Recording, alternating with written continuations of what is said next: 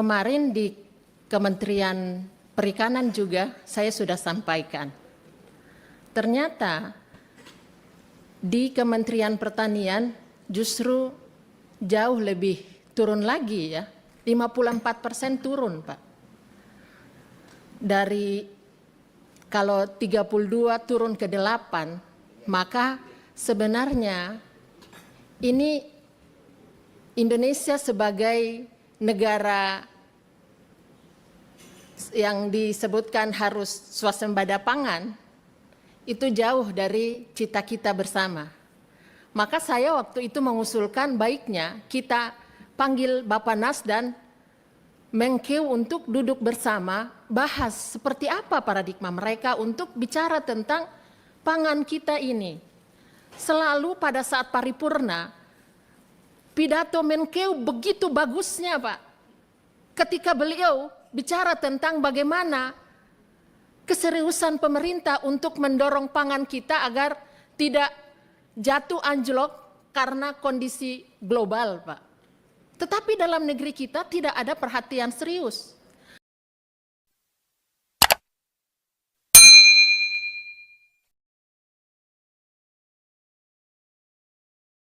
Saadiah Uluputi, silakan.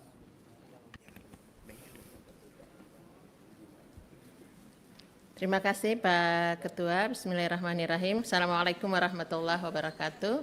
Selamat siang, salam sejahtera bagi kita sekalian. Pak Menteri beserta jajaran, Pak Sekjen dan Eselon 1, Pak Arif, Kepala Bappenas, ID Food, PT Pupuk Indonesia dan PT Bulog yang saya hormati, mewakili fraksi PKS, saya menyampaikan beberapa hal Pak Menteri. Yang pertama soal anggaran Pak. Kemarin di Kementerian Perikanan juga saya sudah sampaikan. Ternyata di Kementerian Pertanian justru jauh lebih turun lagi ya, 54% turun Pak. Dari kalau 32 turun ke 8, maka sebenarnya ini Indonesia sebagai negara yang disebutkan harus swasembada pangan, itu jauh dari cita kita bersama. Maka saya waktu itu mengusulkan baiknya kita panggil Bappenas dan Menkeu untuk duduk bersama, bahas seperti apa paradigma mereka untuk bicara tentang pangan kita ini. Selalu pada saat paripurna, pidato Menkeu begitu bagusnya Pak, ketika beliau bicara tentang bagaimana keseriusan pemerintah untuk mendorong pangan kita agar tidak jatuh anjlok karena kondisi global Pak. Tetapi dalam negeri kita tidak ada perhatian serius. Kalau kita bandingkan anggaran kementerian yang ada di Komisi 4 Perikanan dan Pertanian ini dengan PU, dengan pertahanan, dengan kepolisian, bahkan 50 triliun juga, itu belum sampai setengahnya anggaran mereka Pak. Nah, olehnya itu sebenarnya masalahnya di mana sih Pak pertanyaannya? Atau jangan-jangan emang Kemenkeu dan Bappenas mengevaluasi target-target capaian dari Kementerian Pertanian ini tidak mencapai targetnya Pak. Seperti tadi saya diskusi ya, ngomong dengan senior, kalau kita lihat paparan di slide-nya Pak Menteri, ternyata banyak yang tidak mencukupi target sih Pak. Ini perlu kita evaluasi bersama gitu. Kadang-kadang ketika kita Komisi 4 ini turun ke masyarakat untuk kunspik ataupun pengawasan reses Pak Menteri, di lapangan itu masyarakat sampaikan, terutama petani Pak, menyampaikan kebutuhan kami di mana, intervensi pemerintah di mana. Saya ambil contoh Alsintan Pak Menteri. Alsintan pertanian, John Deere roda 4, kultivator, kemudian hard sprayer, bahkan pompa, ataupun Alsintan lainnya, coba kita evaluasi Pak. Kadang-kadang hanya digunakan hitung bulan atau tahun, setahun, 2 tahun sudah syukur Pak. Mereka sampaikan bahkan untuk kalau ada kerusakan pun itu tidak mudah diperbaiki Pak. Di mana mencari bengkel-bengkel untuk perbaikan alsintan-alsintan ini gitu. Nah ini evaluasi untuk program, dan Pak Ketua saya masuk di beberapa pertanyaan soal kebijakan penyaluran pupuk bersubsidi dan validasi data Pak Menteri.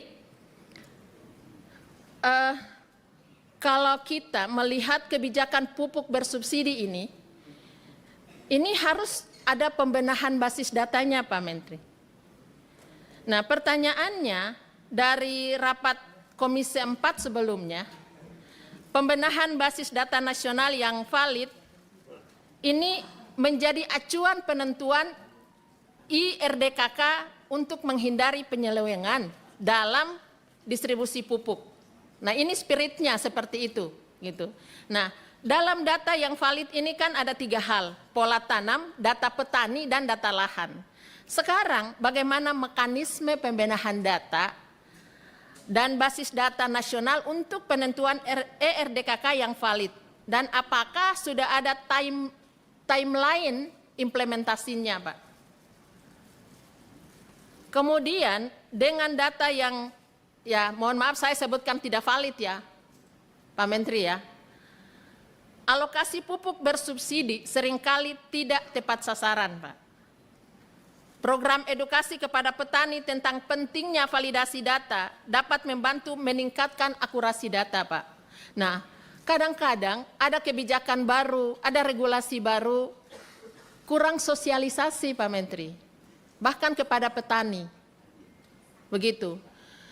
Data pupuk bersubsidi dengan pupuk non subsidi, ini kadang-kadang petani menyampaikan kami tidak harus pupuk bersubsidi gitu. Beda harga antara pupuk subsidi dan pupuk non subsidi emang jauh Pak. Yang pertama ya. Yang kedua, kadang-kadang pupuk juga langka Pak di masyarakat. Nah ya kalau di Jawa saya tidak tahu ya Pak, tapi semakin ke timur, di Indonesia Timur ini juga tolong diperhatikan, karena kadang persoalan pupuk ini juga bisa mengakibatkan petani-petani kita ya merasa sebaiknya mereka tidak kemudian menanam tanaman pangan yang bergantung kepada pupuk gitu. Kemudian yang kedua saya pertanyakan lagi soal pengaruh harga gas terhadap harga pupuk Pak. Nah harga gas bumi tertentu di data kami mengalami penurunan 30% Pak. Nah dan otomatis akan berdampak kepada penurunan juga harga pupuk, kira-kira begitu kesimpulannya. Nah oleh karena itu pertanyaannya, bagaimana dampak implementasi pupuk berharga gas tertentu ini terhadap biaya produksi pupuk selama ini, dan kemudian apakah ada rencana untuk memperluas program HGBT agar mencakup lebih banyak sektor pertanian. Yang ketiga soal penurunan produksi padi dan jagung Pak Menteri. Nah luas tanam dan produksi padi serta jagung menurun tajam Pak. Menurut laporan dari Kementerian Pertanian, luas tanaman padi pada periode Oktober 2023 hingga Februari 2024 hanya mencapai 5,4 juta hektar, menurun 1,9 juta hektar dibanding periode yang sama pada 2015-2019. Periode ini berdampak langsung pada produksi pangan nasional dan meningkatkan risiko kekurangan pasokan.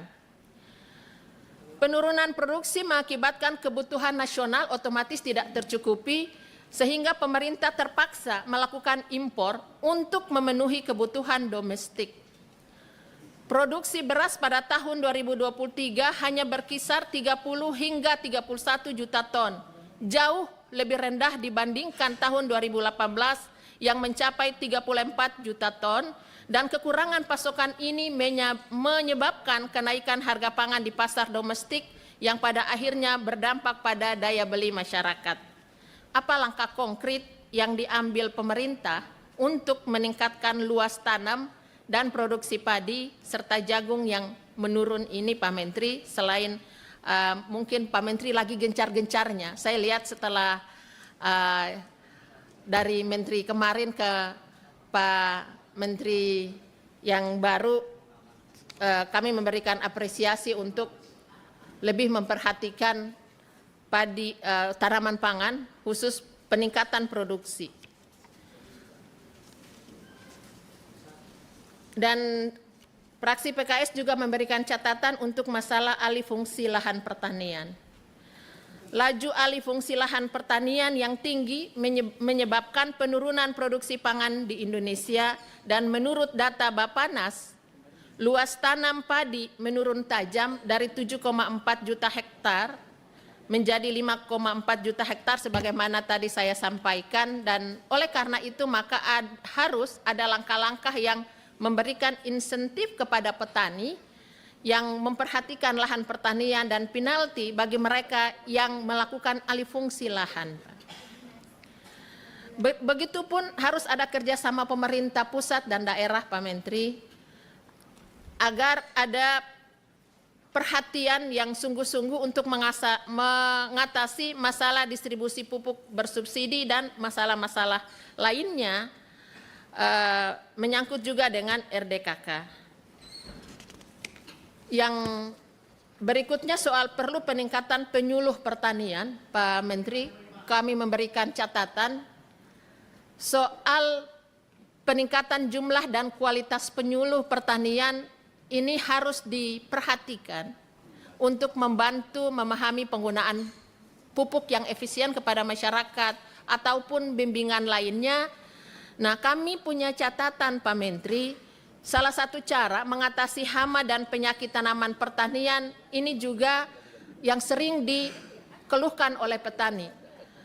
Baik tanaman pangan ataupun tanaman perkebunan, saya selalu sampaikan, Bapak Dirjen, mohon ada perhatian, satu penyuluh pertanian, rasio antara penyuluh dan petani 1:1000, Pak. Artinya apa? Jika ada kondisi satu areal terkena hama, baik tanaman pangan ataupun tanaman perkebunan, petani susah untuk mencari penyuluh, Pak. Nah, ini juga catatan. Yang terakhir saya memberikan satu catatan terakhir, stressing, Pak, untuk tanaman perkebunan, Pak. Kebetulan saya mewakili dari Dapil Indonesia Timur yang komoditi perkebunannya menjadi komoditi ekspor, ya Pak.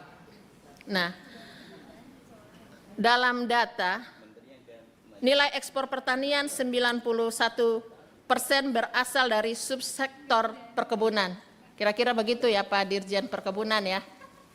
Untuk kelapa sawit, pala, cengkeh, kopi, Pak Menteri, saya memberikan atensi dan permintaan sungguh-sungguh untuk tidak saja memperhatikan tanaman pangan tapi juga tanaman perkebunan. Maka saya cukup miris, Pak, ketika kemarin petani sudah mengurus, Pak Ali Jamil, CPCL-nya sudah untuk jalan usaha tani ke sentra-sentra perkebunan, tetapi dihapus semua, Pak. Pertanyaannya kenapa dihapus, Pak? Ini kebutuhan yang saya sebutkan tadi, kemudian juga alat pasca panen, Pak. Alat pasca panen, kita selalu mengeluh soal ada bakteri, alfatoksin, dan lain-lain sebagainya, dipulangkan hasil-hasil perkebunan kita ketika ekspor ke negara-negara tujuan, karena ada persoalan di sini, tetapi kita tidak memperhatikan membantu petani soal alat-alat pasca panen, Pak. Nah, ini saya minta Pak Menteri, di Pak Menteri yang baru, orang Timur juga, Pak. Tolong perhatikan, Pak. Terima kasih, Pak Ketua. Wabillahi taufiq wal hidayah. Assalamualaikum warahmatullahi wabarakatuh.